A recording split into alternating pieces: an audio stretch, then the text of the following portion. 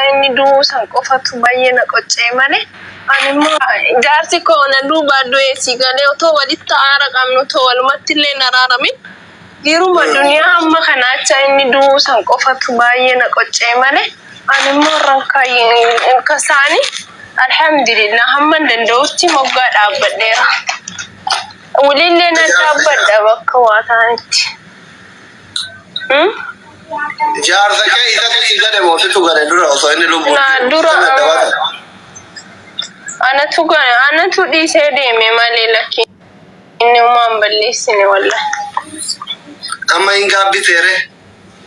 Ara otuma inni jiru gaabbee ture inni simfuune mete waggaa afur akkas ka adda turreen fuune anitti deebi'us yaaleen ture maatii kootis na dhuuni dhukkuba waan ta'eef innis bakka kanumaan waan natti aaree jiruuf inallee hin dubbisne ani immoo maatii kooti wallahi guyyaa inni guyyaa afur immoo akkas ni hafe ummanti jafaan arargee abbaa kiyya bira jirti si galee xalaba ciibsanii xalaba keessa nama qabbanti dheedhamtiire.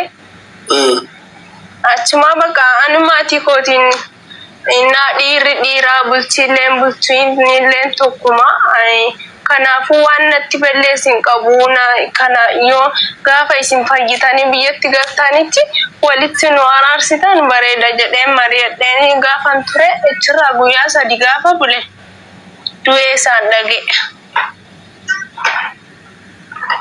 Maaltu dhukkubee du'e? Tokko dhukkubne dhugaa akka maatii isaanii gaafadhetti matuma na dhukkuba jedhee isayyuu nyaata nyaatee gachiisa. Yeroo lama daddaa fidee fi dhufee nan kaasa jedhu du'uma achitti itti dhufe naan jette haati.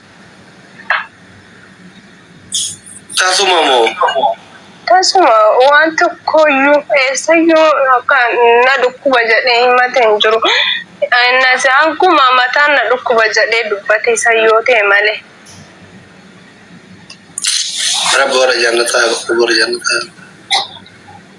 Rabbi siyaasa barsiisuu sillee maatii isalle. Amiin amiin inshallah. Maalish.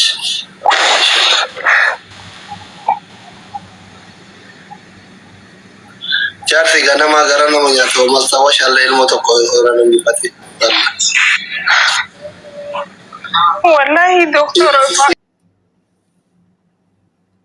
Miskiinati wallahi garaa nama nyaatti dhugaa baay'ee garaa nama nyaatti seenaa waan deebi'uu hin dandeenye wallahi rabbiin seenaa akkanaa namarraa haa qabu jechuudha. Rabbiin nama seenessini seenaa akkanaa jechuudha. Sanuu walirraa fageenyaan osoo wal biraayyuu jiraatee namni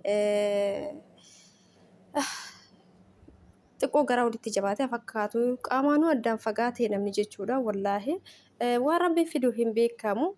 Buleettiin keenya kun akkuma dhagaa jirtani abbaa manaa isiitu jala amrii ta'e jechuudha. Rabbiin jaayinata keessa isiif haa qubsiisu. Rabbiin isiifillee sabrii haa kennu. Rabbi jajjabina isiif haa kennu jecha. Keessaayyuu waan seenaa namatti ta'u keessa jechuudha. Wal dhabaniitiniin waanuma xiqqoo irratti akka wal dhabaniitiniin badiin illee ka isii akka ta'edha jechuudha. Gama isiitiin waldhabbiin ka dhufeedha jechuudha. Inni balleessaa tokkoyyuu hin qabu jechuudha. Isiin amma akka jechaa jirtutti badii ka qabu anaa innuma tokko inni balleesse hin jiru anatu dhiisee deemedha kan jechaa jirtu. Sanirraan immoo osoo oyfii waliin godhin osoo dhiifama waliin gaafatin jechuudha. Dhugaa rabbi du'uu isaa irrallee jechuudha. Isii seenessu amma duuti nama kamiifuyyuu murtaa'ee jira waan ta'eef namuu du'a hin oolu hundi guyyaa ofii eeggateetiin hin deema. Guyyaa isaati jettee sabbaru irraayyuu ka garaa isii gubu jechuudha. Isiin itti balleessiteetiin odoo isaaf dhiifaman godhu odoo isa dhiifama hin gaafatin inni karaa fuula rabbii irraa deemu isaa xiqqoo itti dhagama. Wallaahi baay'ee nama dhagama jechuudha nama biraatiyyuu. Maaliif jennaan bakka dhaqanii deebisaa hin qabne.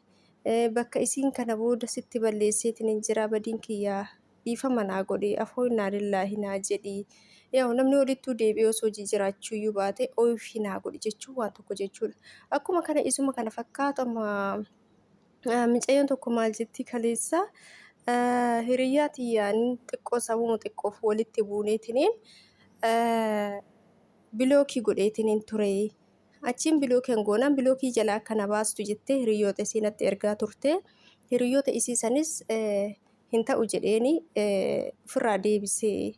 Garuu tutturee bubbulee yeroo muraasa keessa isiin sun amrii taate.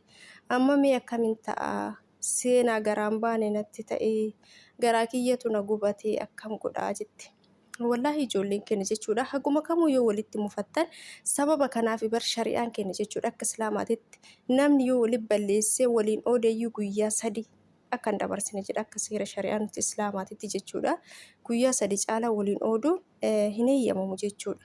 Maaliif waan uumamuun beektu atis yookaan sirratti yookaan situ dura deema nama san yookaan situ isa dura deema yookaan isa si dura deema hin beekamu jechuudha. Garuu namni garaa keessatti qiimii waliif qabateetiniin seenaa namatti ta'a jechuudha. Ofii osoo waliin godhin kanaaf shari'aan man kennayyuu kanaaf guyyaa muraasa yaa namni walitti aaraa walitti mufataa beekamaadha. Garuu guyyaa muraasa nuuf eeyyame.